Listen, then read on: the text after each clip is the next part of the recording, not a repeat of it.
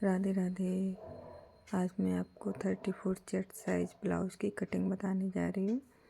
तो देखिएगा ध्यान से। ये मैंने अस्तर लिया हुआ है। ये 34 चेस्ट साइज है, तो मैंने ब्लाउज से नाप ले लिया है। ये 11.5 है क्या, उसी की नहीं 11 लिया है मैंने इसको, क्योंकि इसमें थोड़ा कैच है तो वो भी निकालना है, इसलिए 2-3 पॉइंट मैंने एक्स्ट्रा लिया हुआ था अस्तर को। तो ये मैंने ब्लाउज़ का नाप लेकर अलग कर लिया है। अब मैं हम बाजुओं की नाप लेकर और कटिंग कर लेते हैं किस तरीके से करनी है। ये मैंने डबल फोल्ड करके फोल्ड कर लिया है और ये सीधा निशान लगा के इस तरीके से कटिंग कर लेंगे। ये हमारे बाजू का कपड़ा निकल आया है। हम सारे कपड़े को साइड में रखकर इसको बाजू का निशान लगाएंगे आर्म के। तो इस तरीके से हमने ये निशान लगा दिया है और ये हमारी कटिंग हो गई है बाजू की। अब जो हमने अस्तर निकाला था उसकी हमें कटिंग करनी है। बैक और फ्रंट का पार्ट है, बाजू हमारी निकल चुकी है, तो ये इसमें भी कैच आ रहा है, तो इसको भी हम काट के अलग कर देंगे थोड़ा। अब ब्लाउज़ की लंबाई लेंगे कि कितनी है इसमें ब्लाउज़ की लंबाई। तो ब्लाउज़ की लंबाई है 15.5। तो हमने बैक पार्ट को 15.5 रखा है और ये हमारे शोल्डर हो गए। ये आर्म होल का निशान है, आर्म होल 5.5। और नेक डिज़ाइन आप जैसा ब्लाउज बनवाते हैं लोग उस हिसाब से आप निशान लगाएं, आप अपने हिसाब से। तो मैंने ये जो ब्लाउज था उसी के नाप से निशान लगाया है थोड़ा। और ये हमारे आर्म होल का शेप हो गया। ये हमारा गले का निशान लग गया, जो हमें बार बार निशान नहीं लगाना पड़ता है, राउंड शेप नहीं देना पड़ता है।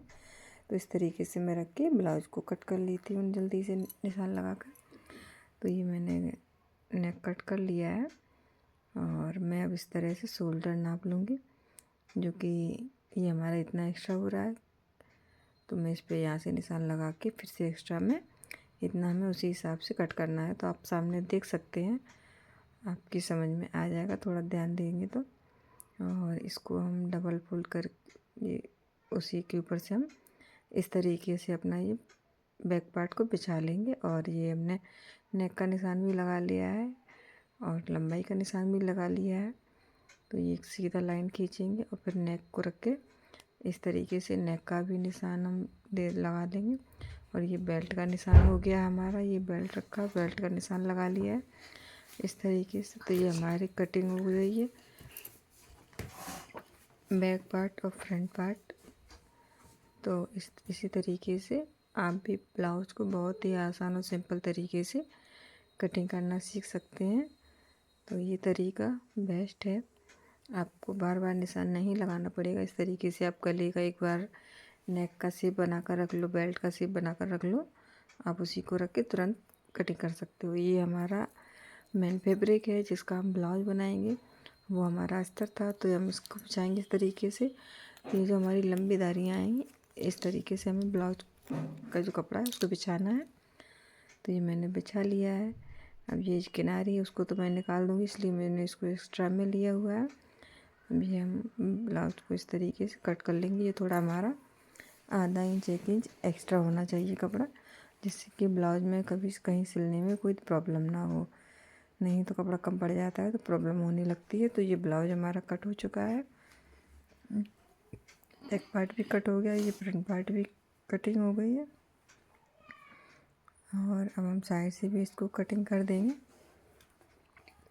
और अब हम हमारे पास जो कपड़ा है पट्टियाँ निकलती हैं तो उनको हम एक साथ करके अलग रख देंगे। अब हमने बेल्ट ले लिया है और बेल्ट को इस तरीके से रख के बेल्ट की भी हमारी कटिंग हो चुकी है, ये देखिए। तो अब हम इसमें से बाजू निकालेंगे, यानी कि स्लीव इस तरीके से नहीं आ रही है, रख के देखा फोल्ड करके। तो हमने इसको ऐसे बिछाया है, ये सबसे आसान तरीका है। पहले हम किनारे को इसकी कटिंग करके अलग कर देंगे। अब हम एक बाजू को इस तरीके से बिछाएंगे और एक बाजू को यहाँ पे बिछाएंगे इस तरीके से। तो इसमें से हमारी दोनों बाजू निकल आएंगी इस तरीके से। तो हम ये कपड़ा काट के अलग कर देते हैं इतना, क्योंकि ये हमारा काम में आने वाला है। और ये हमारी दोनों बाजू निकल आएंगी इससे। तो इस तरीके से ये हमारी बाजू भी कटिंग हो गई, ब्लाउज़ की हमारी कटिंग हो गई है। वीडियो अगर अच्छी लगी हो तो लाइक शेयर कमेंट जरूर करें। मिलते हैं नेक्स्ट वीडियो में। राधे।